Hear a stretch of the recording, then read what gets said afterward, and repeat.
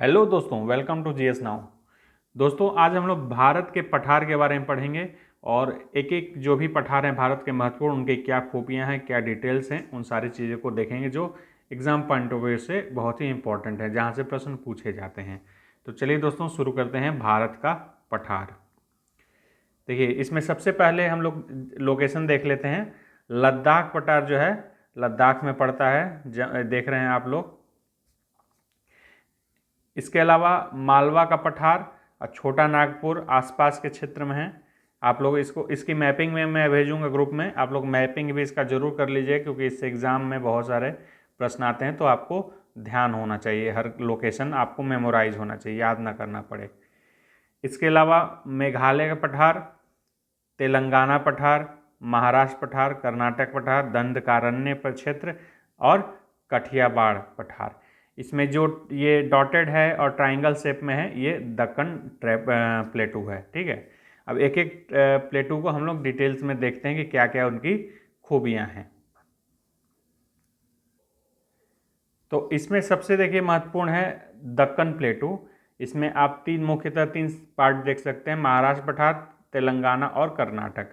तो इनका देखिए, इसकी विशेषता क्या है दक्कन प्लेटू की। विशेषता मैं यहीं पे नोट डाउन कर दे रहा हूं, जिससे आपको समझने में आसानी रहे। ये पूरी तरह से बेसाल्ट लावा के अपक्षय से बना हुआ है। ये पठार जो है बेसाल्ट लावा अपक्षय से निर्मित है। ठीक है, इसके अलावा ये अपर्दित हो गया है, इसलिए इसका मतलब पठार के रूप में कन्वर्ट हो गया। अपर्दन का ये परिणाम है। ठीक है, इसके अलावा इसमें जो महत्वपूर्ण चीज़ है कि चूंकि ये लावा निक्षेप से बना हुआ है, अतः ये इसमें जो मिट्टी पाई जाती है, मिट्टी वो मूलतः पाई जाती है वो काली मिट्टी का क्षेत्र है ये। ठीक है, और निर्माण काल इसका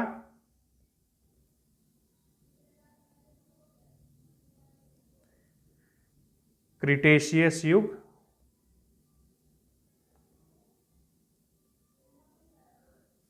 है। ठीक है, इसका क्रिटेशियस युग में निर्माण प्रारंभ हुआ था। तो दक्कन प्लेटू सबसे महत्वपूर्ण क्या है कि यह लावा निक्षेप का परिणाम है और काली मिट्टी का ये क्षेत्र है लावा निक्षेप के कारण।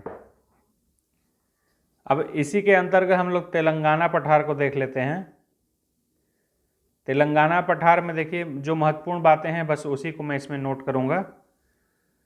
तो सबसे महत्वपूर्ण बात यह है कि ये गोदावरी नदी द्वारा दो पार्ट में बढ़ जाता है।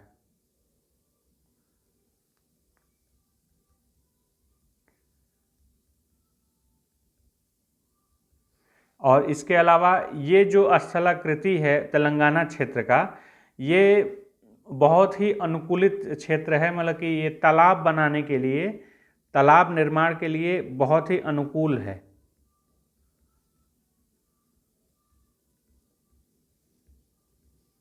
जो तेलंगाना पठार का पार्ट है।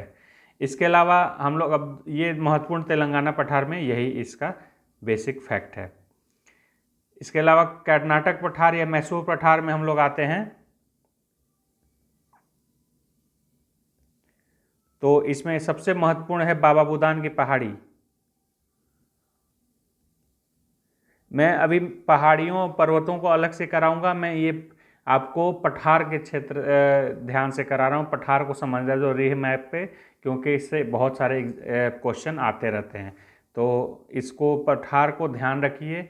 इसका ब्लैंक मैप में आप लोगों को भेज दूंगा। जो स्टेट का मैप होता है उसको ब्लैंक में भेजूंगा, उसी पे आपको इसको मैपिंग करनी होगी। और कम से कम इसको 10-15 बार मैप कर लीजिए कि सारे पठार आपको याद हो जाएं। इससे क्या होगा कि आप एग्ज़ाम टाइम में कोई भी क्वेश्चन करेंगे, आप टेस्ट सीरीज भी दे रहे हो, कोई भी प्रश्न करेंगे, आपको तुरंत दिमाग में क्लिक होना चाहिए कि कौन सा पठार कहाँ पे है। इसी प्रकार मैं नदियों का मैं पढ़ा चुका हूँ, नदियों का भी मैं एक मैप दूंगा। इसमें आपको नदियों को सारे फिल करना है, उस पर नदियाँ ड्रॉ रहेंगी, बस आपको नाम फिल करना रहेगा। तो वो मैं आपको ग्रुप में भेजूंगा, आज या कल, 1-2 दिनों में सब आपको भेज दिया जाएगा। तो देखिए, बाबा बुधान का पहाड़ जो है बहुत ही फेमस है लौह अयस्क के लिए, तो ये इसी क्षेत्र में पड़ता है।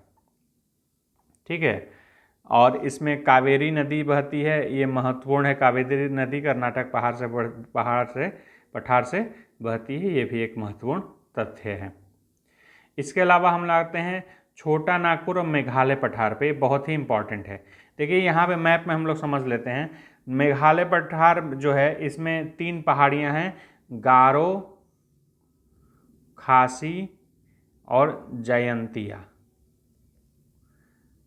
ठीक है, ये असल में ये छोटा नागपुर पठार का ही एक्सटेंशन है।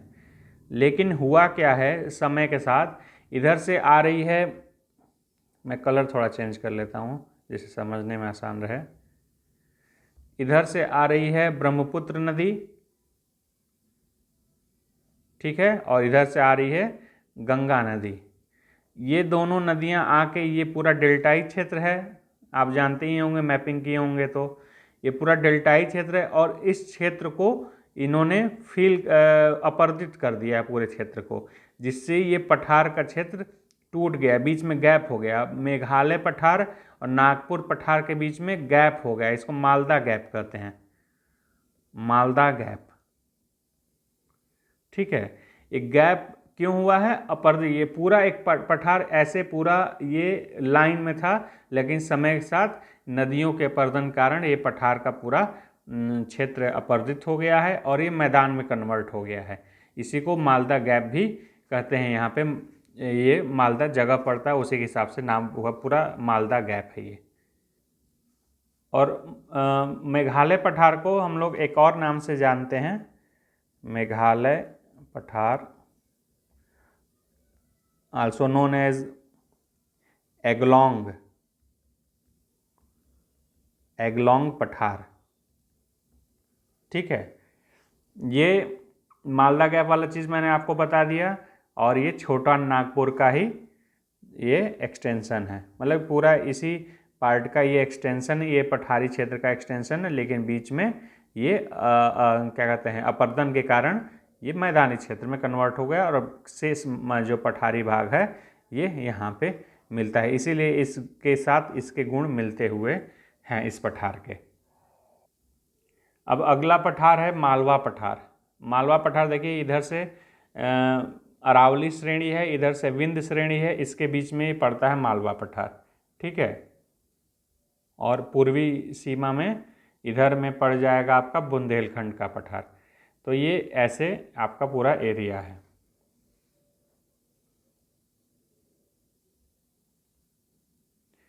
इसके अलावा ये देखें काठियावाड़ पठार है, जो कि इसी क्षेत्र में गिर पर्वत श्रेणी देखेंगे, इसी क्षेत्र में पड़ता है, ये गुजरात में क्षेत्र में है।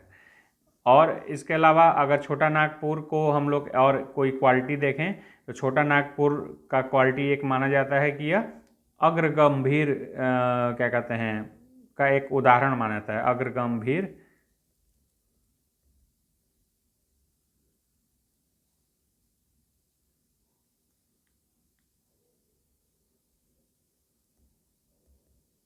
उदाहरण ये माना जाता है। इसके अलावा जो पश्चिमी घाट पड़ता है उसके बारे में मैं अलग से करूँगा, मैं बस सिर्फ पठार का लोकेशन करना चाह रहा था कि इस वीडियो में सिर्फ एक लोकेशन दे दूं आपको, जिससे कि अब मैं पर्वत श्रेणियां जब पढ़ाऊंगा तो आपको पठारों का एक रेंज पता होगा किसके क्षेत्र में कौन कौन से पठार होंगे।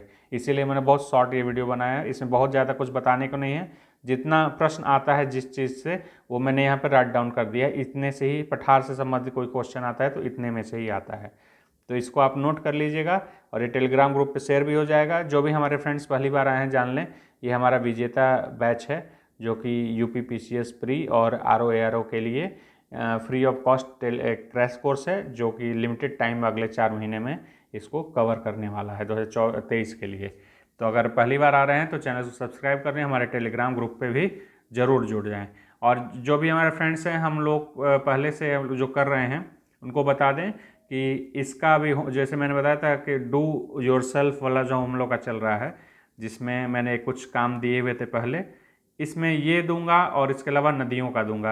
आप साथ में बस करते जाइए, विश्वास मानिए ये सारी चीज़ें आपके ज़बान पे रहेंगी, इससे रिलेटेड क्वेश्चन आएंगे तो आपको छूटेंगे नहीं। जो भी चीज़ को पढ़िए इस तरह से पढ़िए कि वो अगर उससे रिलेटेड कोई प्रश्न आ जाए तो आपके रेंज में रहे हमेशा। ऐसा ना हो कि पढ़े तो हैं लेकिन जानते भी नहीं हैं, तो उस पढ़ने का कोई मतलब नहीं है। जो चीज़ पढ़िए उसको अपने रेंज में रखिए। तो अगर पठार से संबंधित प्रश्न आए तो आपको मैपिंग एकदम दिमाग में होना चाहिए कि कौन कौन सा पठार कहाँ पे है, उसमें सोचने की ज़रूरत नहीं है।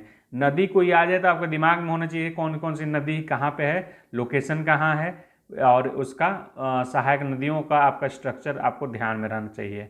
और ये तभी होगा, जो मैं स्टेंसिल भेजता हूँ उसको बार बार आप, जैसे बताया था कि 1 सप्ताह दीजिए, सारा चीज़ आपको याद हो जाएगा। 10 मिनट 1 सप्ताह में देना है, 10-10 मिनट 7 दिन तक दे देंगे, वो चीज़ आपके लिए लाइफ लॉन्ग हो जाएगी, परमानेंट हो जाएगी।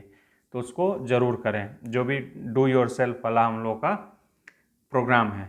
तो आज के लिए इतना ही। Thank you for watching GS now. Take care. मिलते हैं अगले वीडियो में। अगला वीडियो बहुत ही इंटरेस्टिंग होने वाला है आपका।